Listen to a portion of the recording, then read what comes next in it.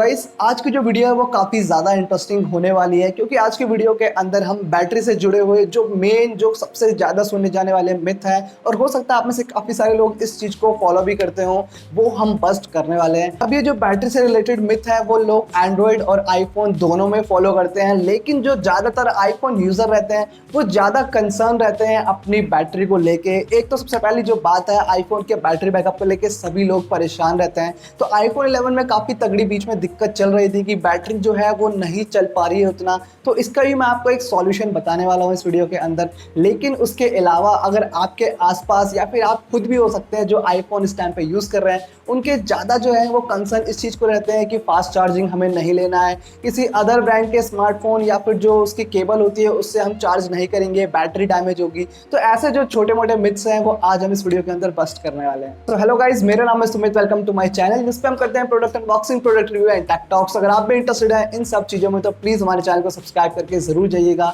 इस टाइम पे हमारे चैनल पे जो सब्सक्राइबर गोल चल रहा है वो 10,000 सब्सक्राइबर्स का है, जो कि हमारा सबसे बड़ा गोल इस टाइम पे हमने चैनल पे सेट करा है। तो अगर आप मेरे चैनल पे नए आए हैं तो प्लीज़ सब्सक्राइब करके जाना, एंड मोस्ट इंपॉर्टेंट, अगर ये वीडियो अच्छी लगे तो इसे लाइक करना और हो सके तो इसे एंड तक देखना। तो चलिए अब जल्दी से इस वीडियो को स्टार्ट करते हैं।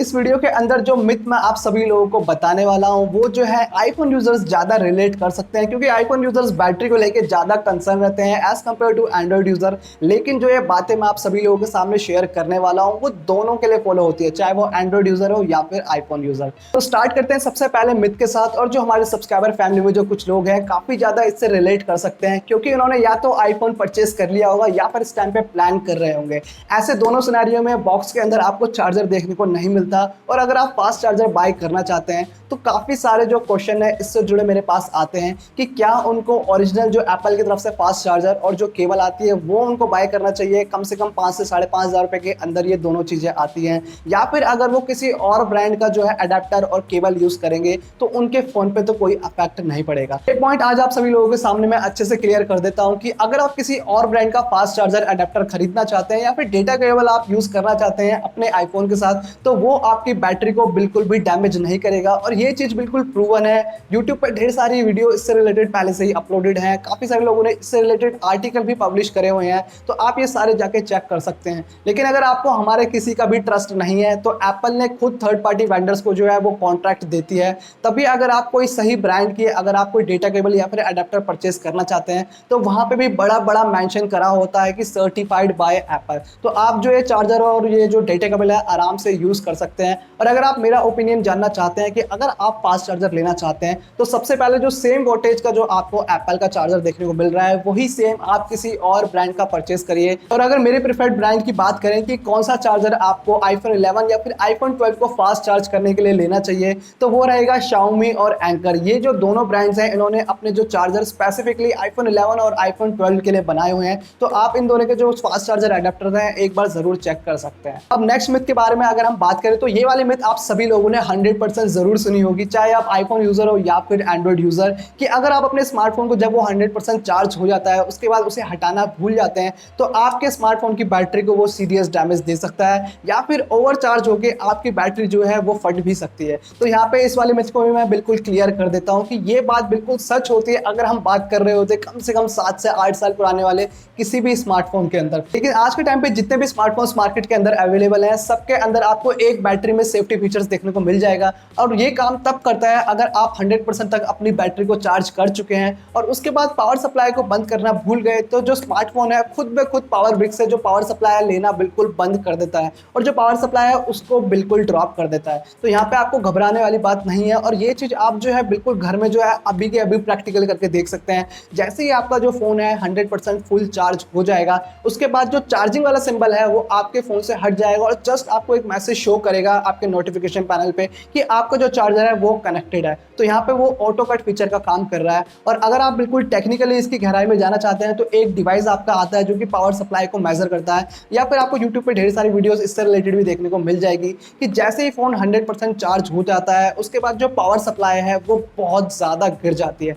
तो यहाँ पे आपकी बैटरी को बिल्कुल डैमेज नहीं होगा। लेकिन आप सभी लोगों को मैं एडवाइस करूंगा कि जो ये ओवरनाइट वाला सिस्टम है, काफ़ी सारे लोग जो है वर्क करके आते हैं फ़ोन को चार्जिंग पे लगा के सो जाते हैं, तो उसको अपनी रेगुलर प्रैक्टिस में आप यूज़ ना करें। क्योंकि अगर पावर सप्लाई बिल्कुल कट भी हो जाती है फिर भी बहुत थोड़ी सी या फिर माइनर सी जो पावर सप्लाई है वो आपके फ़ोन तक जाती रहती है, जो आपके नोटिफिकेशन में शो करती है कि आपका फ़ोन के अंदर पावर सप्लाई कनेक्टेड है। तो ये प्रैक्टिस आप बिल्कुल मत करिए। लेकिन अगर आप कभी कभार भूल जाते हैं तो इससे कुछ भी फर्क नहीं पड़ने वाला। अब नेक्स्ट मिथ के बारे में अगर हम बात करें तो कुछ आईफोन यूजर्स अपने फोन को फास्ट चार्ज करने से बचते हैं, क्योंकि उन्हें ऐसा लगता है कि अगर वो अपने फोन को फास्ट चार्ज करेंगे तो उनकी बैटरी ड्रेन जल्दी होगी या फिर बैटरी हेल्थ उनकी गिरनी स्टार्ट हो जाएगी। तो यहाँ पे सबसे पहले मैंने जो कल भी पोस्ट मैंने इसमें डाला था, तो एक हमारे सब्सक्राइबर भाई ने काफी एक लॉजिकल कमेंट करा था जो कि मेरे को बिल्कुल एक्सपेक्टेड था कि अगर आप अपने स्मार्टफोन को फास्ट चार्जर के साथ चार्ज करते हैं तो वहां पे आपका फोन थोड़ा बहुत हीट होना शुरू कर देता है। और हम सभी लोगों को पता है कि हीट जो है वो अच्छा खासा बैटरी को अफेक्ट कर सकती है। लेकिन ये वाला जो पॉइंट है एकदम लॉजिकल है, लेकिन मैं आप सभी लोगों को अपना जो पॉइंट है वो भी मैं समझाना चाहूंगा।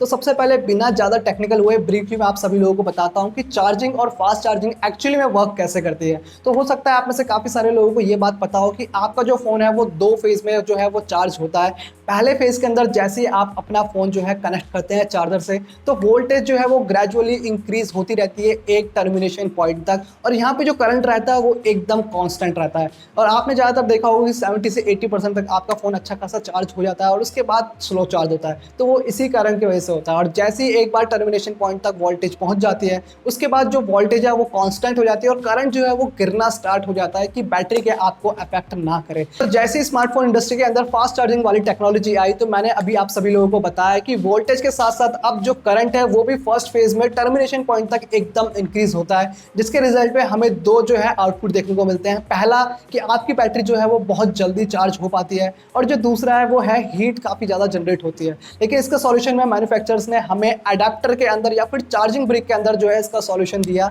इसी रीज़न की वजह से जो अडेप्टर है वो ज़्यादा बड़े अप साइज़ के अंदर हो चुके हैं, क्योंकि जो हीट जनरेशन होती है वो ज़्यादातर अडेप्टर के अंदर ही कैप्चर होकर रह जाती है। लेकिन फिर भी आपका जो फ़ोन है वो थोड़ा बहुत ही हीट होता है। तो अगर आप अपने फ़ोन को चाहे 5 वाट का एप्पल का चार्जर, अगर मैं बात करूं 5 वाट का जो एप्पल के चार्जर के साथ भी अपने फ़ोन को चार्ज करते हैं या फिर फास्ट चार्जर के साथ भी चार्ज करते हैं, तो हीट में जो डिफरेंस है वो आपको सिर्फ और सिर्फ 10 से 12% का ही इंक्रीमेंट देखने को मिलेगा। तो अगर बात रही हीट की, तो आपका जो फ़ोन है वो फास्ट चार्जिंग से ही नहीं, अगर आप अपने फ़ोन को जो नॉर्मल चार्जर है उसके साथ चार्ज भी करते हैं लेकिन आप रेगुलर गेमिंग उस पर कर रहे हैं और उसकी वजह से वो हीट हो रहा है, या फिर अगर आप मेरी तरह कोई यूट्यूब वगैरह पे काम करते हैं या फिर कोई और वर्क में जिसमें आप 4K वगैरह में वीडियो आप रेगुलर बनाते रहते हैं, तो वहाँ भी आपकी बैटरी जो है काफ़ी ज़्यादा, जो फ़ोन है काफ़ी ज़्यादा गर्म हो जाता है और वो भी आपकी बैटरी को अच्छा खासा अफेक्ट कर सकती है। तो इसके पीछे सिर्फ एक यही रीज़न नहीं है कि फास्ट चार्जर आपकी बैटरी को ख़त्म कर देगा। इसका रीज़न ये भी हो सकता है कि अगर आप गेमिंग बहुत लॉन्ग आवर्स तक करते हैं तो वो भी आपकी बैटरी को बहुत जल्दी ड्रेन कर देगा। तो इसके पीछे जो है वो फास्ट चार्जिंग ही सिर्फ रीज़न नहीं है।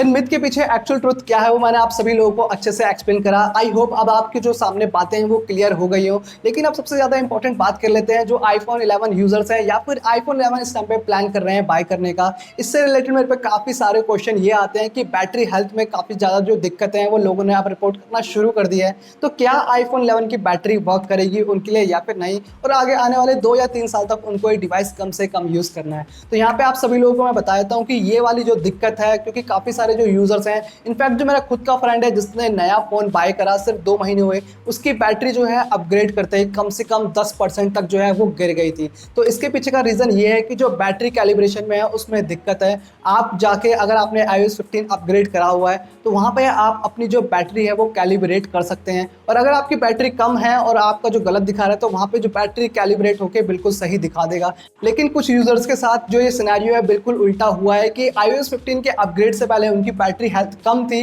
और अपग्रेड के बाद जो उनकी बैटरी हेल्थ है वो ज़्यादा शो कर रहा है। तो यहाँ पे भी मैं आपको फिर से एक बार बता दूं कि कैलिब्रेशन में आपको एरर जो है वो इस टाइम पे दिखा रहा है। जब भी कोई नया iOS अपडेट आती है तो वहाँ पे जो आपकी बैटरी कैलिब्रेशन जो है वो थोड़ी सी गड़बड़ा जाती है, साथ में जो बैटरी है वो भी आपकी ज़्यादा ड्रेन शुरू होना हो जाती है। तो यहाँ पे आप सभी लोगों को मेरी एडवाइस रहेगी कि जब भी कोई नया iOS अपग्रेड आता है, सिर्फ जो iOS 15 के अलावा अगर आप जो है वो आप कर सकते हैं, लेकिन जब iOS 16 में अगर आप अपग्रेड करें तो कम से कम 1 से 2 महीना आप वेट करें, क्योंकि ढेर सारे बग्स साथ में आते हैं और बैटरी की दिक्कत तभी ज़्यादातर यूजर्स को होती है जब नया iOS का वर्जन लॉन्च होता है। तो फिलहाल अगर आप इस प्रॉब्लम को सॉल्व करना चाहते हैं कि आपकी बैटरी परसेंटेज कम दिखा रहा है तो घबराइए मत, कैलिब्रेशन करिए। और ये जो बैटरी कैलिब्रेशन है कम से कम 2 से 3 महीने तक आपको जो है बार बार इसको जो है कैलिब्रेट करते रहना चाहिए, तो आपको जो एक्चुअल आपकी बैटरी हेल्थ है वो शो कर देगा। अब जिनकी बैटरी जो है वो बहुत ज़्यादा कम दिखा रहा है तो उन लोगों से मैं कहना चाहूँगा कि अभी आप जो बैटरी चेंज करने की दिक्कत के बारे में मत सोचिए। अगर आपको टेक्नीशियन बोलता है कि हाँ आप चेंज करवा लीजिए, आपकी बैटरी कम से कम 70 से 80% के बीच में हो